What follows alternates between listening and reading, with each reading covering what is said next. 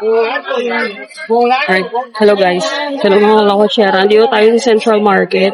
Doon sa site na may mga kainan. So, kain kami ng banh mi na may barbecue. Pipili ka dyan kung anong gusto mo.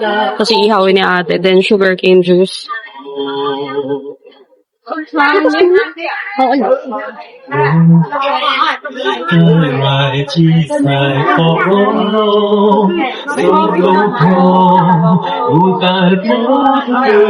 init na yung makulan. Bali pagpasok mo sa mismo main entrance, kanan ka, dire-diretsuhin mo lang yun hanggang sa malampasan mo yung bilihan ng mga isda. Yun. Andito sila. So, ayan. Sugar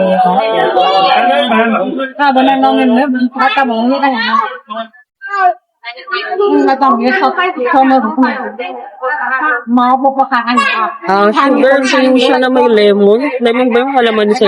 Iba siya dun sa sugar cane ni Singapore. Sa Singapore kasi puro eh. Ito parang may halong kalamansi. So, ayun. Diba? Sobrang kakaliligo lang natin pero haggard. Tingnan natin.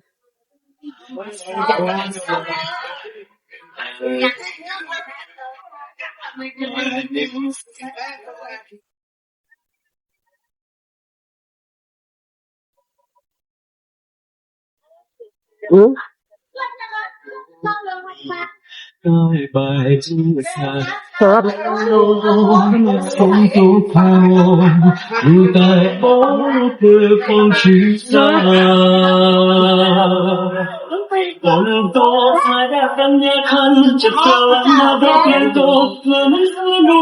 Nilalagay talaga yung barbecue doon sa banh mi. Banh mi ba tawag sila? Meron din yung ganun sila ate. Parang ano, nanggunisang stock bun. Maliit na bilog. Nagdadala dito yung gulay. Bali yung banh mi is 6,000. Half. Tapos yung sugar cane is 2,500 real. Tama ang kibig na yun. Sobrang mura na yan. 25 pesos. Tegra mo, tegra. Hindi naman. Kanya lang Check mo.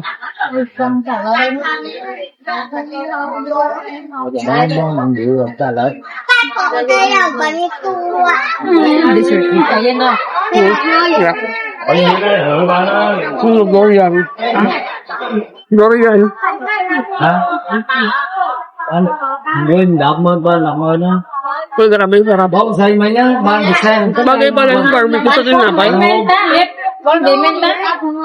Pero nagpapasarap din sa pagkain nila yung pickles eh. Yung pickled pepino, pickled carrots, yung mga ganun. Sarap. Lalo pag sweet and sour, kay sweet and spicy. Makapatong rat, hak.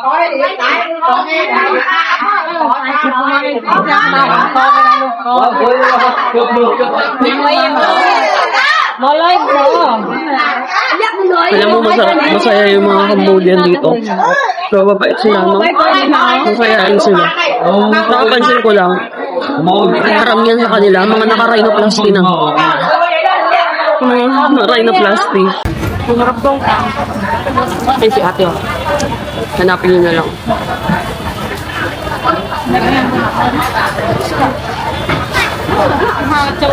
Madami ito yung tao, mahirap mag-video. Nakikita yung mga mukha nila, baka ayaw nilang ipakita.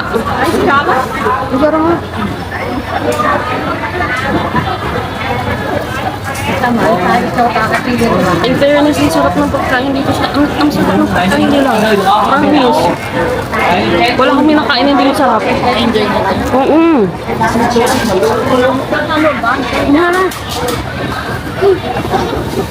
Lalo na, yung budget namin, 150,000 lang. May pera pa kami hanggang ngayon.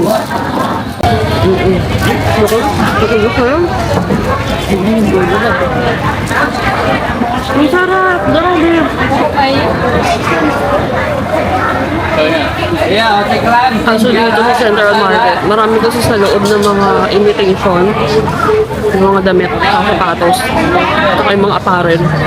Ang dami sa loob. Hindi ko nang nabililuhan eh, baka kasi bawal. Baka sitahin tayo, wala akong nakikita nag-video eh. Yung mga watch na imitation, yung take. So, lumabas ulit kami, umikot kami dito sa kainan. Kasi kainan lang naman hinahanap namin.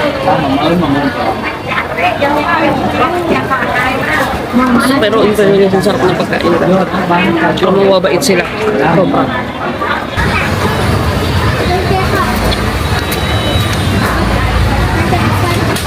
Balikan ko kayo mamaya.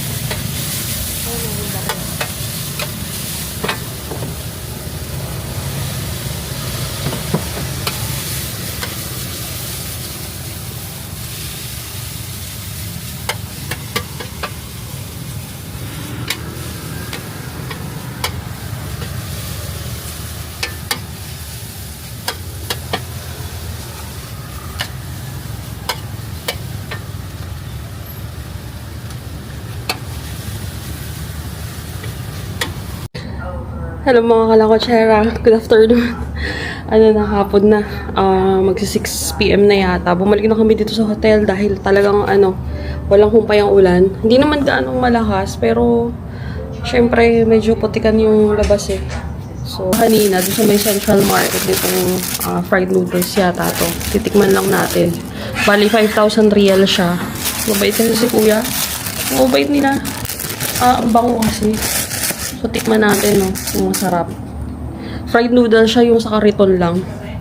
Yun kasi yung mga nila eh. Signature dish daw. Tapos may kasamang egg. Busog na ako, no? Pero tikman natin bago ko humiga. Papahinga tayo ng malala kasi babalik na tayo ng Ho Chi Minh bukas. Maanghang! May egg. Sunny side.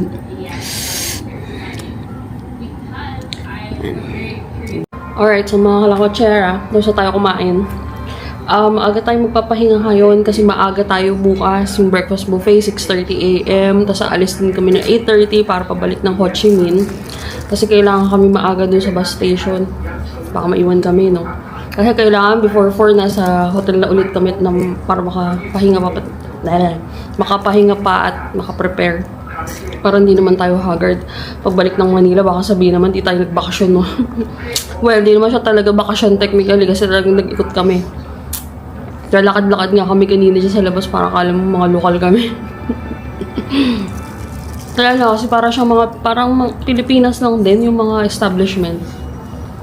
Hindi ka naman din nila pinapansin. Huwag ka lang magpahalata na may, alam mo yung turista ka or maglalabas ka pa ng phone, picture-picture ka dyan.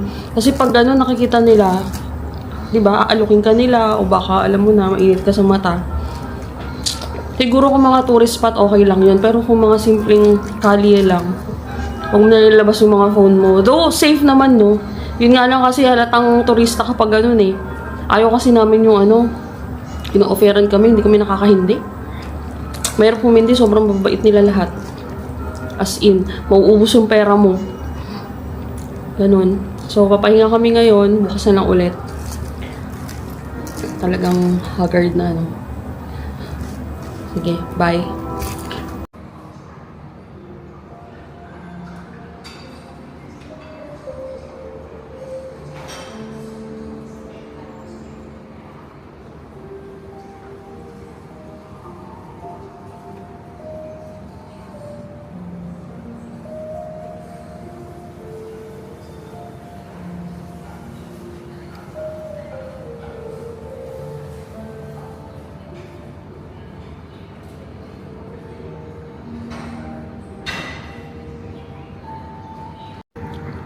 Morning mga kalakotsera, kami ngayon ay kumakain na ng breakfast buffet namin.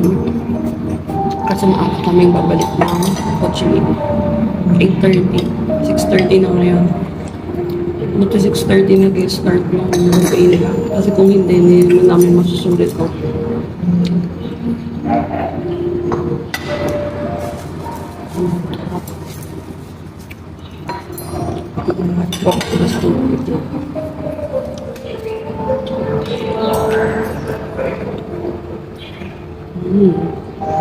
Sarap.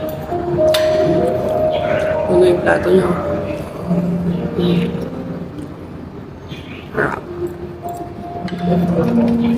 Diba? Ang sarap ng foods nila dito, promise. Kahit saan ka pumunta, masarap. Masarap ang lasa talaga ng Pinoy. Manabis na maanghang. Tapos depende sa'yo kung paanghangan ka.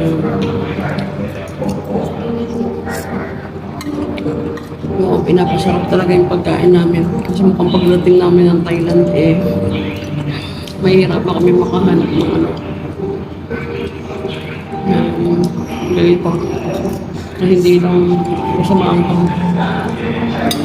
Ano siya? Ano siya? Ano ka gaya ako?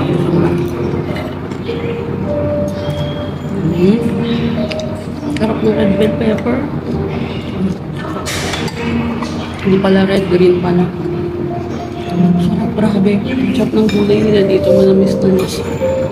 Parang laging pinipikal.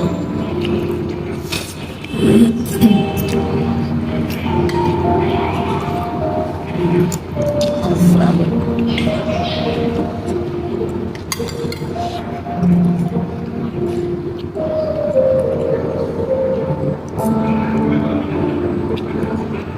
Meron pa kami 25,000 riel. Mamimili kami ng chicharia at saka na tubig ng baon ng bus. Sa bus. Parang hindi na kami kakain. Hindi na kami nakakain sa pag-swimming kasi may natara pa kami dong. Nasa 500 pa sa yata. Parang hindi na kami papapalit na magpapabay tsaka walang matitira kasi wala naman pagagamitan din. Ano yan? Ay, hindi. Tofu.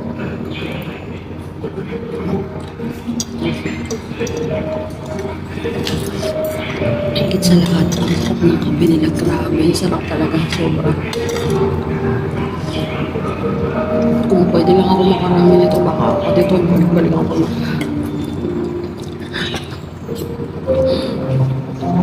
Sobrang sarap.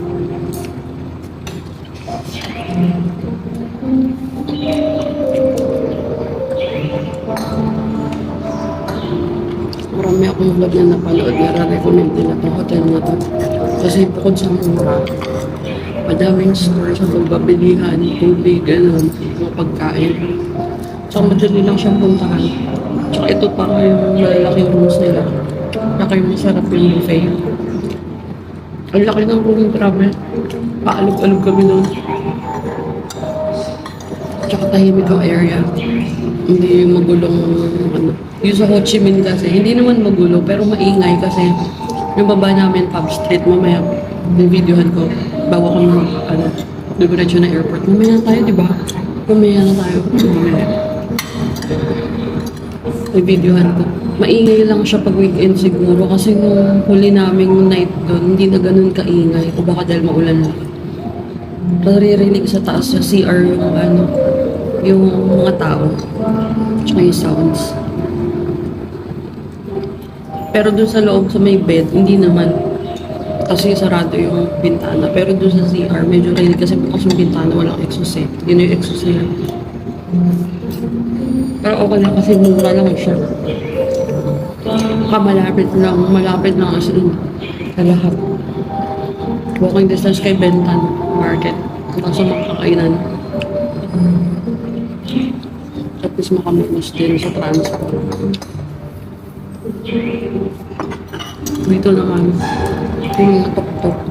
Kapunta ko nyari doon sa Sisawat King. 5,100 riel lang. O parang mga 70 pesos yung Pero papuntang Euro Park, yung PH Euro Park, yung magandang pasyalan. Ibang mukhang UK style. Ang tawag na? 12,000 ata.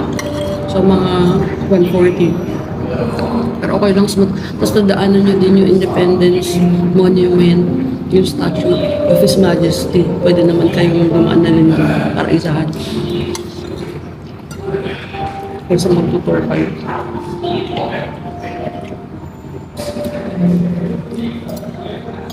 Marami na rin kami napuntahan kahit nagpupapap lang kami. Grab-grab. Ay, tipid na kami.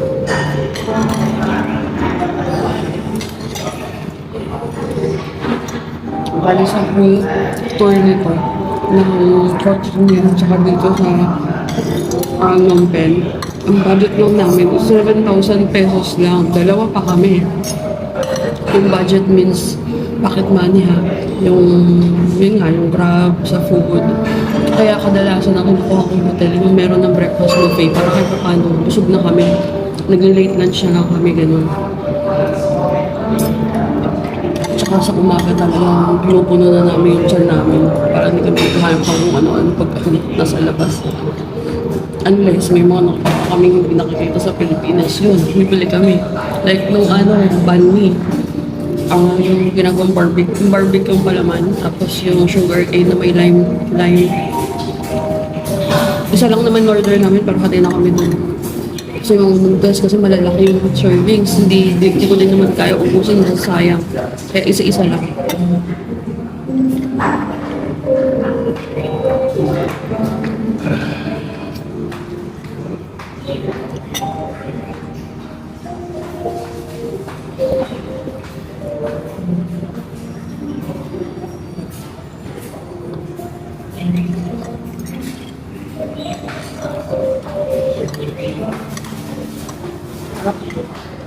Dahil kung local mami, pagkapunta na kami ng bus, pa-Hochimin. Hello mga Hongkochera, nandito na tayo sa terminal ng bus going to Ho Chi Minh. Dito rin kami bumaba ng isang araw, galing Ho Chi Minh papunta dito sa Phnom Penh. Ito yung itsura ng kanilang office.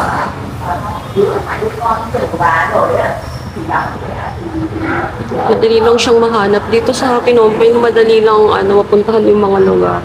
Ipipin nyo lang siya sa Grab, yung address. Tapos yun na yun, dun din kayo ibababa sa mismo mga tapat ng establishment. Yan. Bali, katapat siya ng highway. Meron din itong isang katabing bus station, pero wala kasi siya sa kulay. Kulay red. Ito kasi kulay yellow. Ito yung oras nila. Bali, Phnom Penh to Vietnam or Ho Chi Minh. Phnom Penh to Ho Chi Minh, 6:30 a.m., 8:30 a.m., 1 p.m., 3:30. Tapos yung late, huli is 4 p.m. Meron sa, actually kay Klook, hanggang 1 p.m. lang yung oras. Kung gusto niyo na mas later, siguro walk-in na lang. Pero, ayaw kasi namin magpakampante pag mag-walk-in. Baka kasi mas maraming tao pag hapon. Then, punuan. So, tsaka mamaya rin kasi yung flight namin balik ng Manila na 10 p.m. So, pagdating namin ng Ho Chi Minh, papahinga lang kami or baka mag-dinner. Then, aalis din kami ng 6 p.m. papuntang airport. Mas magandang maaga. Tsaka balita kasi namin, malakas ang ulan sa Manila. Tingnan natin kung ano mangyayari mamaya. May flight pa ulit kami bukas. So, sana wala namang cancel or delay. Actually, maaraw dito. Umuulan lang sa hapon, saglit. Pero hindi naman malabag yung ulan, mga drizzle lang. Pati sa Ho Chi Minh, maulan din sa hapon, basta tigil lang din. Kaya nakakaikot-ikot pa kami. So, maghihintay muna kami dito na 30 minutes. Usually kasi before 8:30 dumarating na yung bus. Or before yung time, dumadating na yung oras.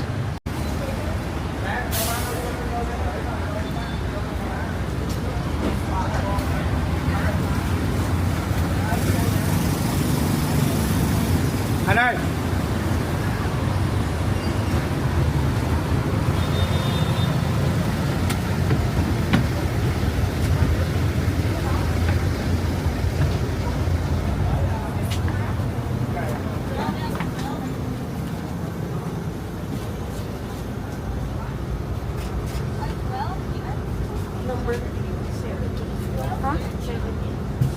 magkahiwalay tayo.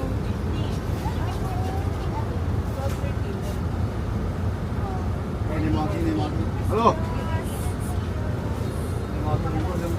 Basta na alam mo sa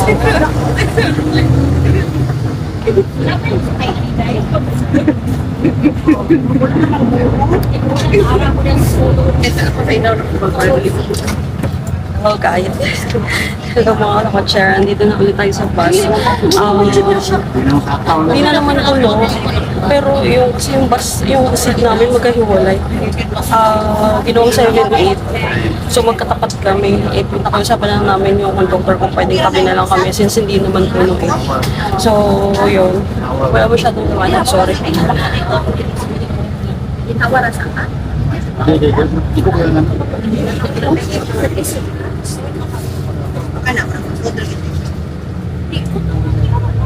So yun. Hindi siya yung sinakyan namin before. Ito kasi medyo lumang-luma. Mas luma yung una, mas lumang-luma. Tsaka mahina yung aircon. Yun ang lakas talaga. Pero okay lang baka mamaya lumamig din. Balikan ko kayo. Puro Pinoy yung nasa likod. Tapos dalawang puti yung nasa harapan. So, tayo ay magkakakilala rito. So yun. Uy, tagawa lang ako sa stewardess. So yun. Bali 4 hours tayo hanggang border ni Cambodia. Kukunin siguro ni Kuya mamaya yung passport natin. Sana hindi traffic para naman less than 4 hours. Tapos yun. Balikan ko kayo mamaya. Oras na 8:30 na. Hopefully bago mag 1 PM na tayo sa Ho Chi Minh. Makakatulog pa kami. So, yun lang guys. Bye-bye. Bahala na ginaon sa basta.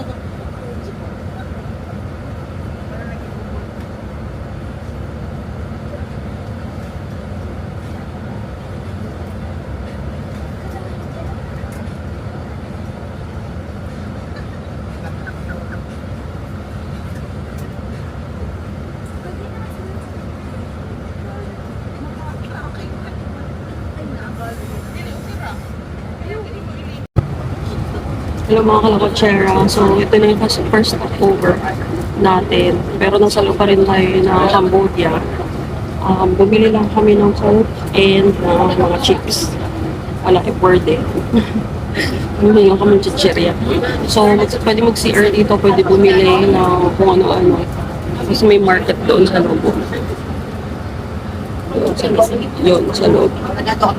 Tapos, may money exchange din doon. Diyan kami yung, wala kaming trail kasi nung papasok kami. So, tinanggapan nila yun doon. Ngayon, kung may remaining real pa kayo, pwede nyo na siyang i-bili dito. Kasi yung susunod natin stopover after na ng border ni Cambodia sa Vietnam na. Baka hindi na sila tumanggap ng real doon.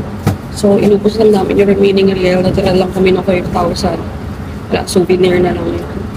So, yun lang. Antay na lang namin yung driver. Nakapag-rescue na kami. Bumili kami ng Coke. Yung Coke pala nila dito, hindi yung Coke na Coke siya. Well, Coke siya pero nilagay sa baso na may ice sa super lamig. Tapos yung Pringles na ganito is $2. Sa riel, 8,000 riel siya. Sa dollars, $2. So yun. May 20,000 pa ako. Bali 29,000 pa yung riel ko. Yung 20 pinambili ko. So yun. Balik ko mamaya pag nasa border na tayo ni Cambodia. Chill lang yung biyahe. Wala naman traffic. Dire-diretso kung mabagal si bus. Di ganun kabilis. Parang kung ikukumpara ko siya sa Genesis or kay Victory Liner. Kay Victory Liner ng Pilipinas. Medyo mabagal ko. Siguro mga 2 hours pa tayo from going to border. Kinuha na ni Kuya yung mga passports namin mula sa amin. Nilista na kasi yata siya. Susulat na siya ng arrival card or departure card. So, ayun. Bali, nakaipit doon yung arrival card namin. Pagpapasok, hindi namin siya tinanggal kasi baka hanapin niya. So, yun. Make sure lang na hindi niya iwawala kasi pag nawala siya talagang hindi nila kayo tatanggapin sa border. So, yun lang. Sabi ko kayo mamaya.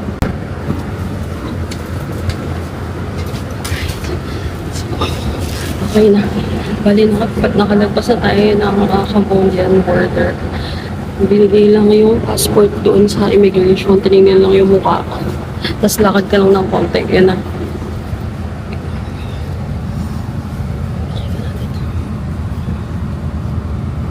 Ayan siya. Kasi pwede maglabas ng camera doon. Baka ipa-delete yung video.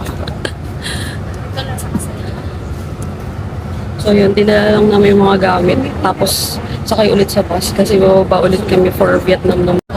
Alright, so yun nga. Nakapagpas na tayo ng passport dito sa border ng Cambodia. Nakakross na rin, kaso di pa umaalis yung bus, may inaantay pa. Sabi ko, bali, bawal kasi maglabas ng video, camera, ng any cameras doon, baka ipa-delete kasi medyo may clip sila. Pero ito yung border.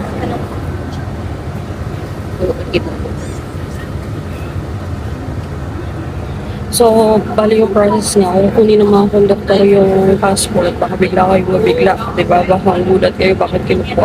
Kinukuha talaga siya kasi sila yung susulat ng details doon sa arrival card ni Cambodia. Then, ipabalik din naman sa inyo para kayo yung mag-hand over dun sa immigration. Sa immigration, hindi nagtatanong, hindi nagsasalita. Bubuksan niya na yung passport, yung first page. Then, titingnan yung mukha mo, iscan lang kung parehas yung mukha. Kasi yun na, although hindi ibabalik agad yung passport sa'yo, lalakad ka lang ng konti, lalabas ka mismo sa banda sa may walang bubong. Tapos yung bus nakaantay na. Kukunin ulit ng conductor yung passport. Kasi siya naman yung mag-aabot sa immigration ni Vietnam. Diyan lang sa kabila. Tapos natawagin yung pangalan, then babalik sa'yo yung passport. Kasi yun, natapos na. Tapos parang ilang oras pa ata ng Ho Chi Minh. So, chill na ulit tayo. Anyway, visa free pa rin sa Cambodia tsaka sa Vietnam. Mabilis na. Tsaka mabait yung mga conductor tsaka yung mga driver. Hindi sila mga judgmental na titingnan ka o gano'n. Wala. Ngingiti ako talaga nila. Sobrang bait. Balikan ko kayo mamaya.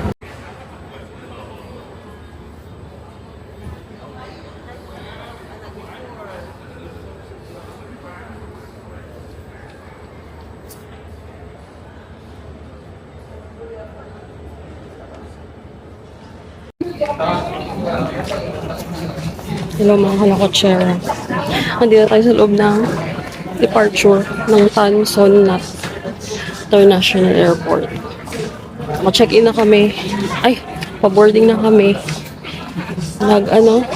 Nakalagpas kami ng immigration. Ano pa ba? Nag-scanner na kami.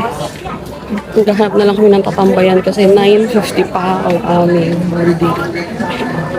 Wala mo kung oras pala ngayon. 6 o'clock p.m. 6:31 naman. 7:30 na pala. Parang kasing bagal-bagal ng oras dito. Super tagal ng araw. Bagal ng gabi. Yung alam mo yung pagising-gising ka kasi feeling mo may araw na pero wala pa rin. Pagtingin mo 12 pa lang ng gabi. Kasi tayo, may tao sa likod mo. Ang tawag doon? Delayed dito ng 1 hour. So, again, delay ng 1 hour. So, again, Cebu Pacific na naman, which is, wala kami ibang choice dahil puro piso fare yun. Hindi naman rin kami nagmamadali kasi nga maaga. Sabi daw, malakas ang ulan sa Manila. Well, malakas din ang ulan dito. Pero hindi naman delayed.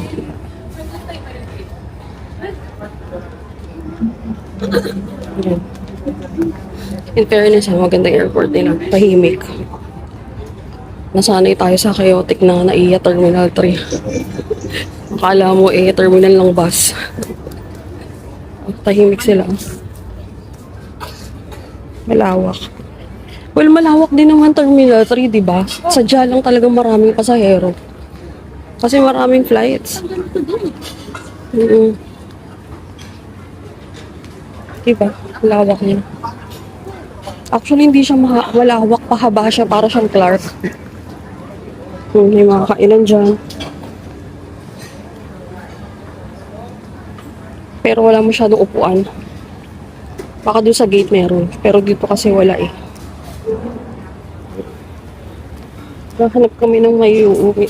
Kasi parang mahal eh. Wala na tayong dong. Pinang, pinang Burger King na nahin. Ito oh. Ano yan?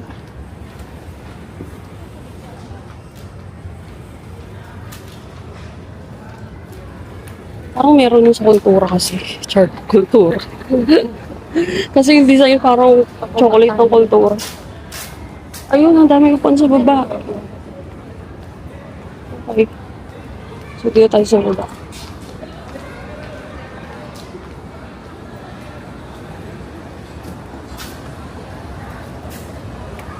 Super baba.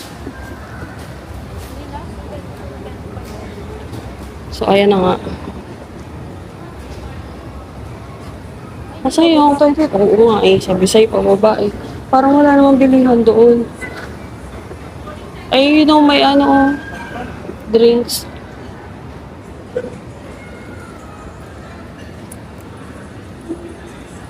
Daming tao. Parang wala na upuan dyan. Doon sa dulo. Ay, may cafe. Wala. Nega kasi, no? Talagang nasa taas pa lang kung ano sinasabi. Walang tao doon sa 2021. Nandito sila lahat. Pero doon tayo sa dulo kasi maaga pa eh. Huwag tayo makihalo rito. Amoy. Amoy durian. Wala namang durian pero amoy durian. Feeling ko nadadala kasi ng mga tao yung amoy sa damit. Iba. Pero naka-carry on lang.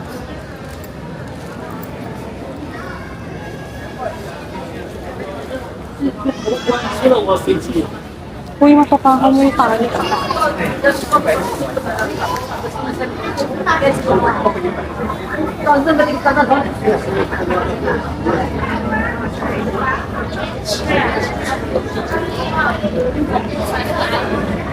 Kaya muna sila dyan. Kaya na nila. Ay, malamig.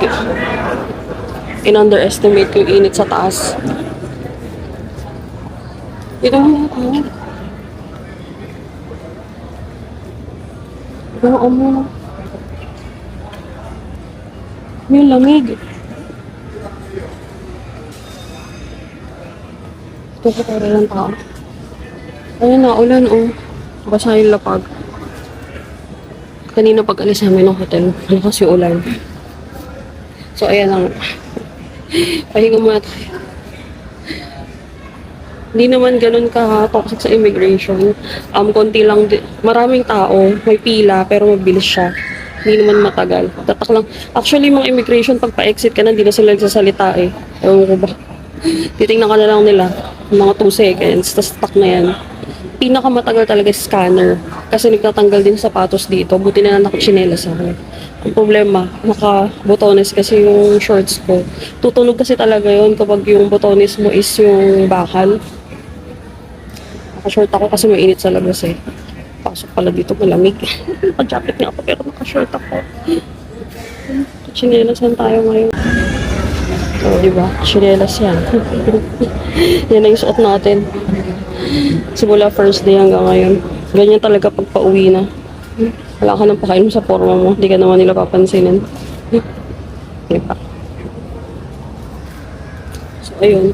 Antay na tayo dito ng boarding. Ano tayong gagawin? Kumain na kami. Busog pa rin kami. Pero ang dating kasi natin doon, 12, no? 12 a.m. 12:25 ata. Huwag lang sana madedelay. Kasi wala na talaga kamindong. Peso na to. Magka-card na lang. Pero, wala ka naman kasi makain dito. Puro noodles eh. Kung may banh mi sana okay lang. Pero parang puro noodles yung nakikita ko. Tsaka puro kape. Nawa ko sa kape. Grabe. Kahit saan ka pumunta, puro kape. Pero yun nga. Hindi tayo magagawa. So, mag-iintay na lang kami ng boarding dito ng 9:50. Flight namin is 10:25. Tapos, so, pahinga kami pag uwi. Then, maglalaba muna kami. Tapos, lalarga na naman. Sana huwag masyadong umulan pag alis namin. Parang hindi naman masayang yung mga plano kasi ang dami namin activities doon. Talagang parang doon lang kami magtutour. So, yun, bye. Control army doors for departure and cross-check.